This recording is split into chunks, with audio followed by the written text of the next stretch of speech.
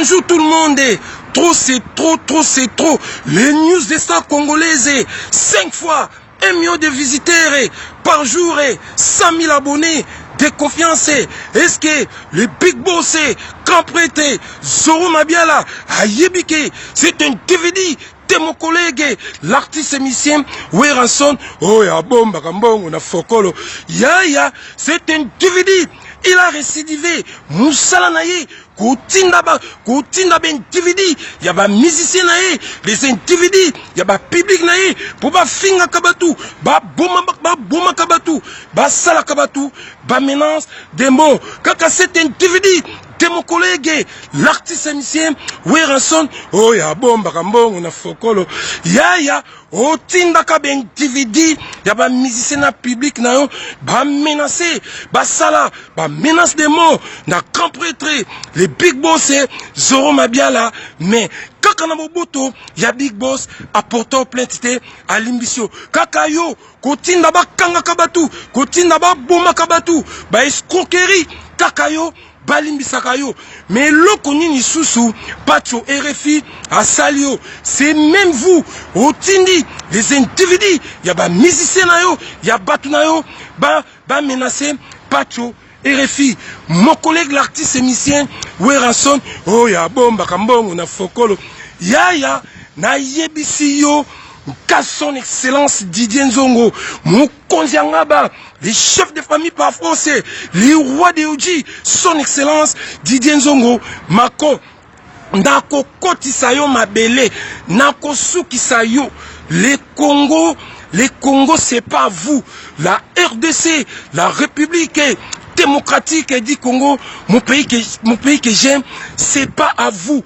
Kakayo, o bomi sakabatu, o kangi sakabatu, o salakabatu, ba mensonge, nako yebisolo kumoko, mon collègue, l'artiste émissien, Ferregola, Jésus des nuances, les monuments de la rumba congolaise, aloba yango, montonyo soko luka makambu na ye, il faut yeba, ndenge, yako sisango, mais yo luka kamakambu, o yeba kanenga ko sisango te, parce que, tu es pédé, pétasse, un PD qui se respecte pas, un individu qui n'a pas d'argent, Ozana Mbongo te, Weranson, na yebisio, c'est un individu qui se respecte pas, mais pas tout RFI. Moi je sais que toi tu es un guerrier, tu es un bon élément, mais Fundaï, même na tribunal, mais hello, mais na tunina nous ba konzinabiso, il y a République démocratique du Congo, il y a RDC, mais c'est un DVD de mon collègue Weranson. Oh ya bomba kambong on a fokol. Ya, il est qui? Les Congo c'est pas toi messieurs. Na yebisio chaque chose a son temps. Lelo ozo dondwa, ozo bomi sabatu, ozo kangi sabatu, ozo sabatu bescroquerie, ozo tinda les individus, yaba misien na yo, na public na yo, netiomoko, tien un individu de PD, mais chaque chose a son temps.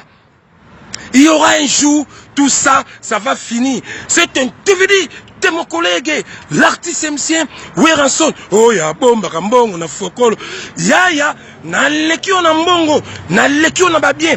Pourquoi? Na lekio na mbongo, parce que moi, mon argent que je gagne, c'est l'argent propre. Mais yo, c'est l'argent sale. Na lekio na babien. Pourquoi? Parce que moi mes biens, j'ai acheté avec mon argent propre. Mais yo ba bien na yo, au sommiango, na l'argent public, au bout salibes coquerie, des années, l'argent public, y a peuple congolais de la RDC. Weranson na ebisio, c'est un individu. PD, ou lia kamala mute, ou la kanambeto mala mute, mbongo na esi kana casino, c'est un individu qui se respecte pas. Mon frère collègue, oh nyoso yo bomisi, bat nyoso yo betisi, bato nyoso sali mabe, yeba yango, tu vas payer. Oh yo sali na pacho RFI, moi je suis pas content de ça. Tu es un individu, nkakutu déjà, na lenga kayote, pe na kokotisa yo, Nambabele. Mais pourquoi cet individu de mon collègue, l'artiste émissien, Weranson, oh ya bomba kambongo na fokolo, alata kamala mute, na kokende ko funda yo, na préfeti ya mêlé o déclara mwana ya jeune fille ya batu na mêlé yango bapesa mukanda ya 1 an o pesaka pension alimentaire te na kofunda yo bako botola yo mukanda wana pour ozwa leçon. En plus je te dis, je répète, chaque chose à son temps. Vive la SAP, vive la France, vive la RDC. Merci. Ok, coupe, tu vas payer cher. Merci.